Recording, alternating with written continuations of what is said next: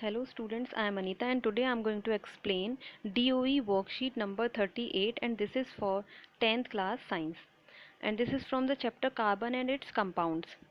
The first topic is allotropes of carbon. So what is allotropes? Allotropes are different forms of same elements having different physical properties but same chemical properties. Okay बेटा, तो क्या है allotropes, क्या है? अच्छा, सबसे पहले हम लास्ट वर्कशीट में पढ़ चुके हैं कार्बन के बारे में कि कार्बन क्या है, हमारी लाइफ के लिए बहुत इंपॉर्टेंट है। क्यों है? It's a part of life. कैसे है? क्योंकि हमारी जो बॉडी है उसमें जो कार्बन ही है, जैसे प्रोटीन, कार्बोहाइड्रेट, फैट और डीएनए इवन सारे किससे बने होते हैं? कार्बन से बने होते हैं।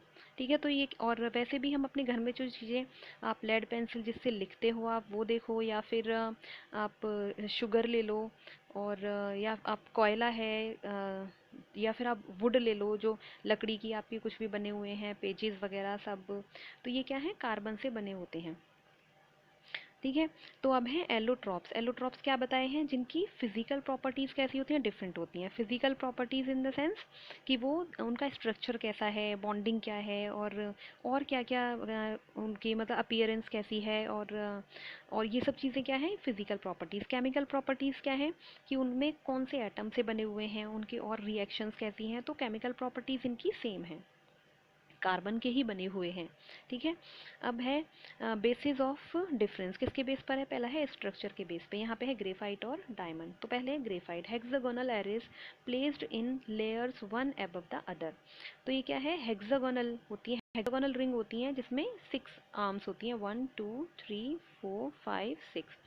इस टाइप की इसकी रिंग होती है हेक्सागोनल। ठीक है, तो ये क्या होती है? लेयर होती हैं। जैसे आपको ये दिख रही है, एक लेयर ये है और एक लेयर इसके नीचे वाली है, तो एक के ऊपर एक लेयर ये होती हैं, और जो लेयर आपस में जुड़ी होती हैं ये ऐसे बॉन्ड से जुड़ी होती हैं, और ये कैसे होते हैं? बहुत वीक बॉन्ड्स होते हैं जो इजीली टूट जाते हैं। तो जब जैसे हम लेड पेंसिल से लिखते हैं तो एक लेयर उसकी नीचे उतरती जाती है जब हम लिखते जाते हैं, और वो पेंसिल घिसती जाती है। ठीक है, और बाकी की लेड ऊपर बची रह जाती है। तो उससे क्या पता चलता है कि लेयर में है, और वो लेयर उतरती जाती है क्योंकि बॉन्ड बहुत ज़्यादा वीक है, और वो ऐसे ही लेयर, हाँ, पेज पे निकलती जाती है। Second one is each bonding. Each carbon atom is bonded to three other carbon atoms. One of these bonds is a double bond.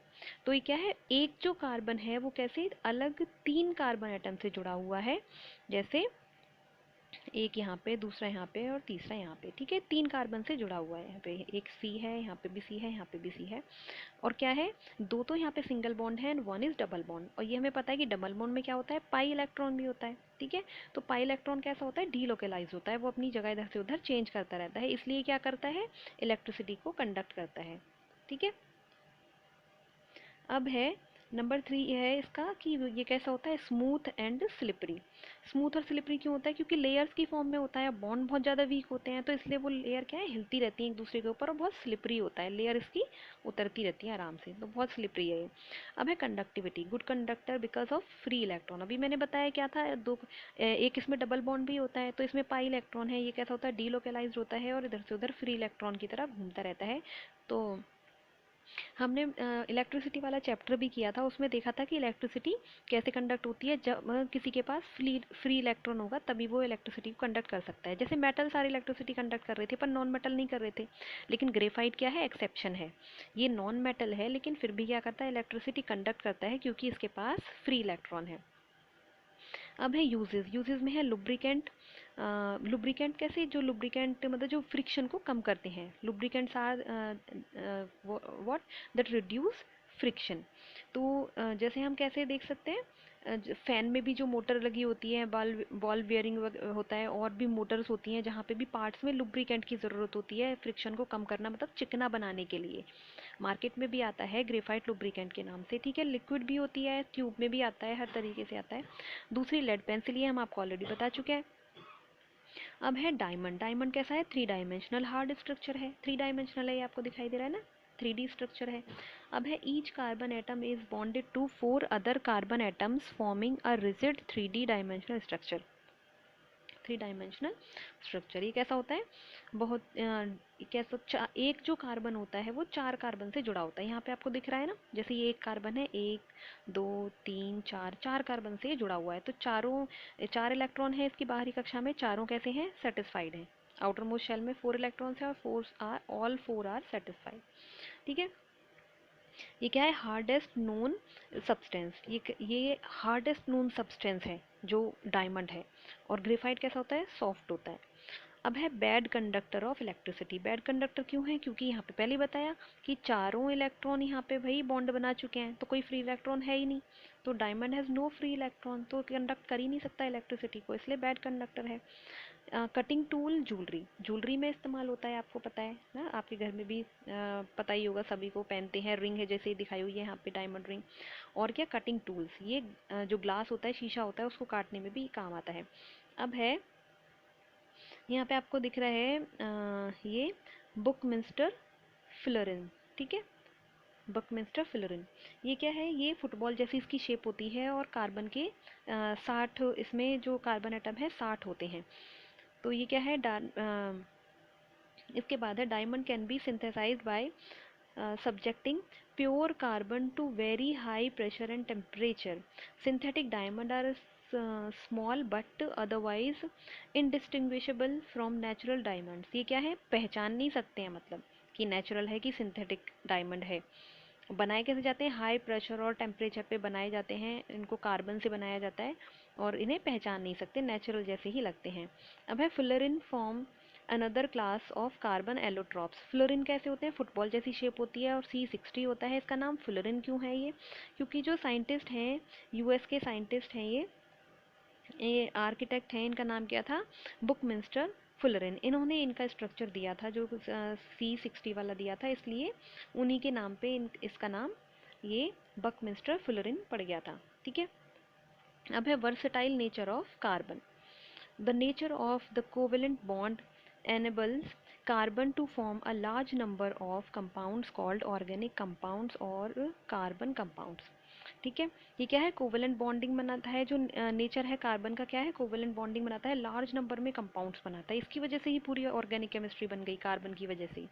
पहला है catenation. What is catenation? Carbon has the unique ability to form bonds with other atoms of carbon, giving rise to large molecules. The property is called catenation.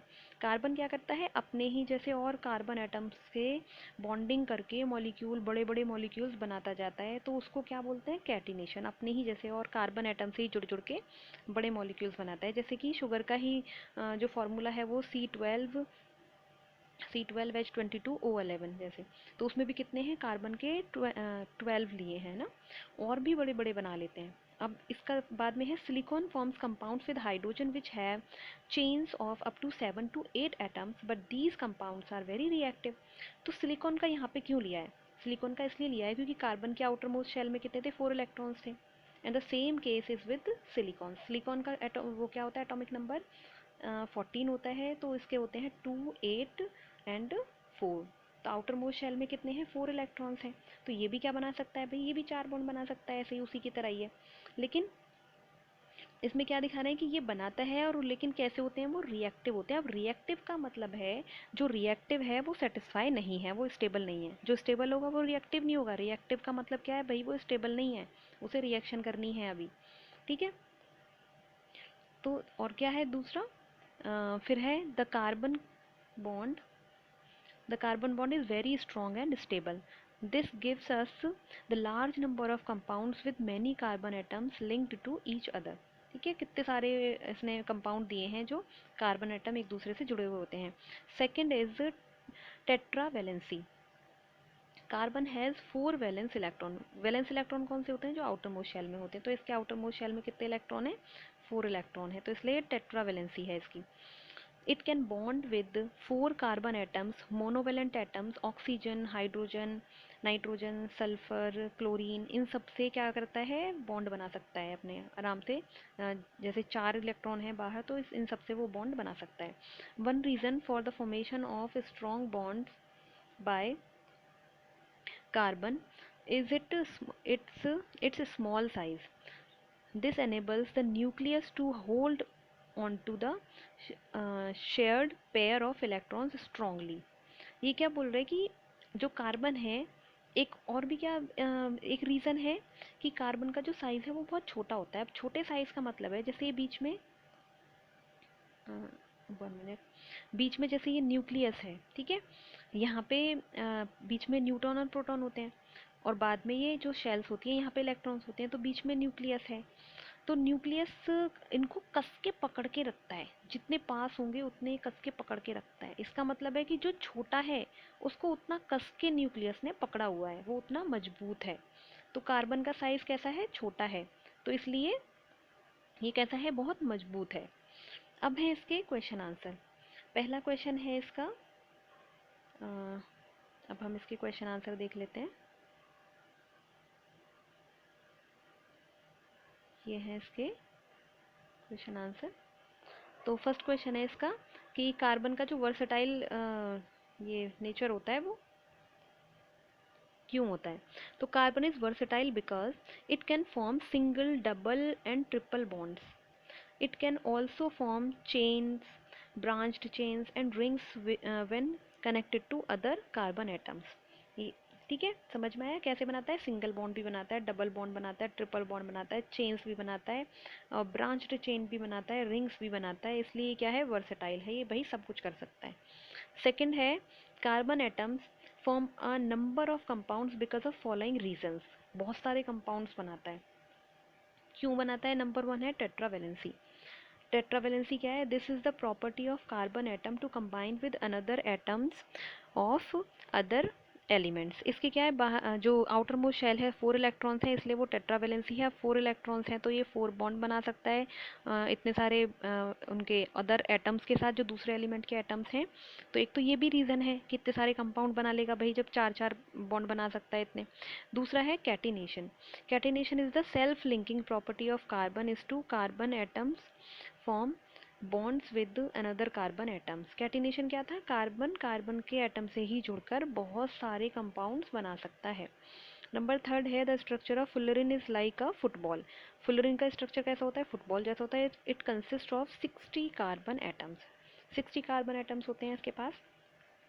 Number 4 है, उसमें था कि एक लड़के ने वो पेंसिल शार्प की थी दोनों साइड से, तो वो इलेक्ट्रिसिटी को कंडक्ट कर सकता है या नहीं, ऐसा कुछ वो कोशिश कर रहा है.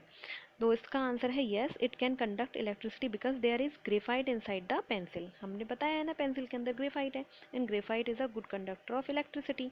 ठीक है, तो इसलिए वो इलेक्ट्रिसिटी को कंडक्ट कर सकता है. आई होप आपको समझ में आया होगा. ठीक है, तो आप जल्दी से इस वर्कशीट को कंप्लीट कर लीजिए. Thank you.